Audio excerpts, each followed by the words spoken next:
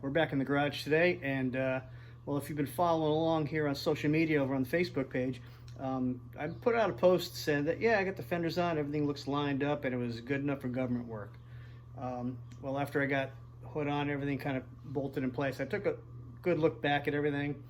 I wasn't happy with some of the body gaps, and the panel alignment was not quite right, and you know, for those of you with real serious OCD, man, I get it, because I just could not live with the gaps the way they were. So, you know, everything came back off. We started lining things up, and I still got some more work to do. But let me show you some of the things we've had to deal with, especially when you buy, you know, fenders and other parts for the car that weren't original to the car. You never know the condition that they've been in. They've been sitting on someone's trailer at a swap meet for months, years, whatever. You get them home, you bolt them on, and they just don't fit right. So let me flip this around, and we'll start going over a few of the areas on the car that I've been contending with. Right. Well, here it is.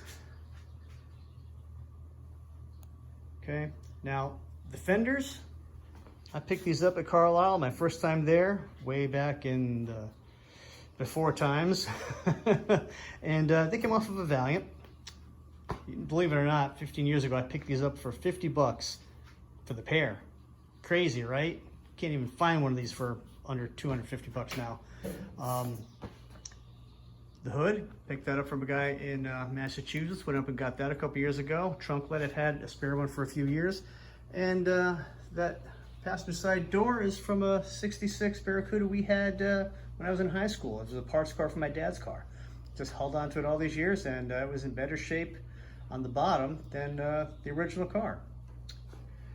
This door here is the only panel left that you can unbolt from this vehicle. That is the original. And it is the single panel. It is giving me the hardest time. It is being a royal pain in my rear end to get this thing lined up correctly. So one of the things that you want to do when you're doing your panel gaps and you're checking everything and things don't quite line up right, you know, I will start working on this, and the fender's got to come off. I've got to work on this. I'm a little high right here, and you can tell because that's just not lining up. So we'll be back at doing this later on. But you know, you got to get your gaps pretty straight. All right, and we're not doing too bad. Come around here slowly. I don't want to give you guys like nausea and stuff. And this one's not bad. I put this door on a few months ago. Got a good gap there. Not too bad. It looks a little wide, but it's okay. Coming down here, I got some filler in here that's got to get taken care of. Let's widen out some. So this has got to be addressed when I start doing some of the sanding, some of the filler work. That's why this gap looks a little tight here. Not too bad. I could probably tilt it a little bit, but we'll work on that another time, one side at a time. So far we're pretty good here. This fender needed some work. I had a pretty good ding in it here. I got it worked out, hammered out the best as possible, but I want to make sure I have all the hammering and straightening done well before I start putting filler on the car. Now, when you buy panels, used or whatnot, one of the things you're gonna have to look at is, are they straight? And you don't know. They look good when you're looking at them, right? Like this one, I bought this hood and it was in great shape. But after taking all the paint off, the tips were a little bent down. Where the hinge comes to, you can see it's like a little high spot, like right there at the tip of the hinge. Let me come back here. See, it's like right here. I don't know if it was like bent or something like that. I'm not sure. I have to address that. And same thing back here. This tip was bent quite a bit, so it's got to get tweaked a bit. Same bend at the hinge there where it's pushed up. And the other thing I had to contend with is up front here. Now, the gaps here aren't bad at all to the cowl, right? Looks good all the way across. But what I had was, where it came forward, and again, the fenders need to be adjusted a little bit more. We had, came out right here real nice. But on this side, it was pushed in quite a bit. And if you can see right there, see that little crease going this way? The hood may have been dropped or stored on its nose at some point, and it was pushed in. So I had to pull that out, get it recontoured so it matched. You know, these are the things you have to contend with when you're buying these used panels. Now I have one of these handy dandy shape things, and I was able to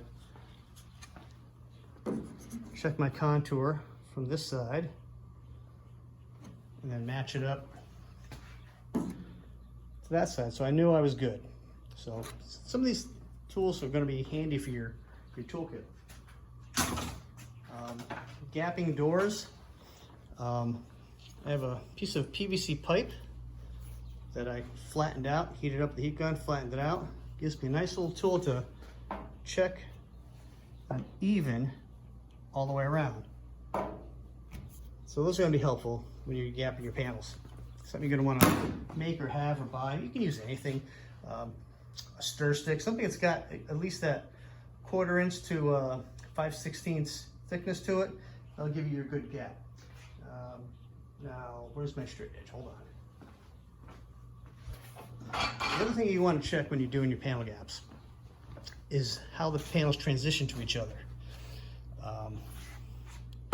Some kind of straight edge is going to help you check where you're at.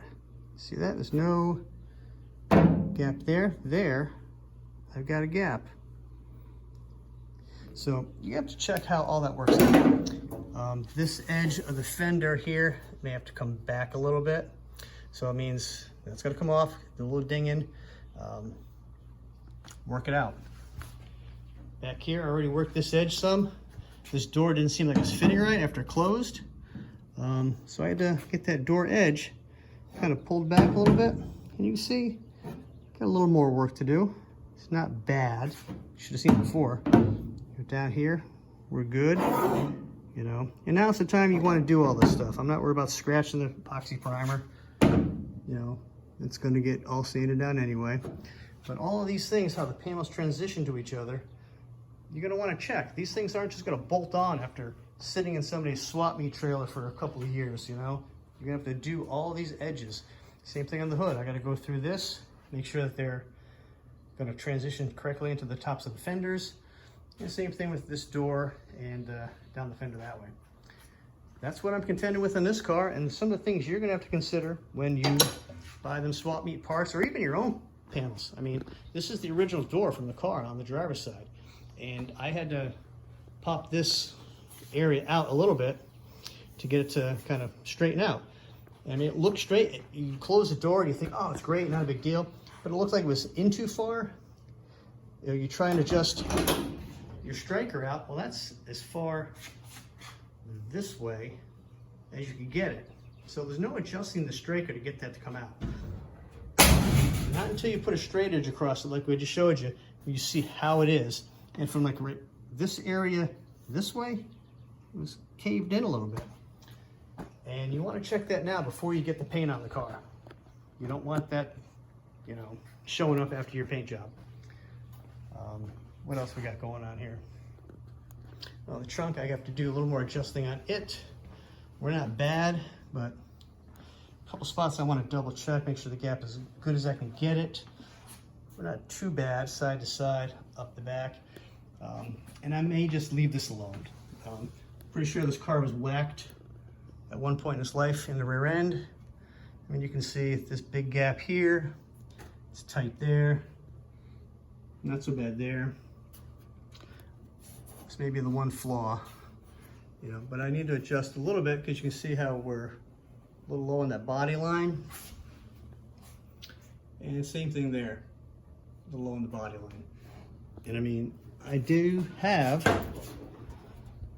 brand new bumpers I bought while I'm lining this stuff up to make sure that things set right. Same thing with the doors. I bought brand new rubber bumpers to put on So that way, when I close it, I'm lining everything up, I know that it's right. They'll come back off before paint, of course. Well, there it is. It's a lot of work putting these cars back together before paint. If you can do it right. I mean, I'm trying to do this as best as I possibly can. You know, I'm an auto mechanic in the past by trade. Mechanical stuff, unbolt it, bolt it back on.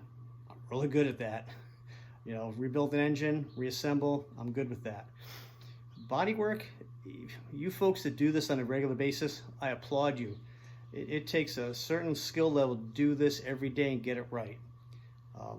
But I do know that when you're doing this kind of work, you just don't want to grab an old ball-peen hammer out of your toolbox and start hammering on these door edges. You want to get yourself a good set of body hammers, various types,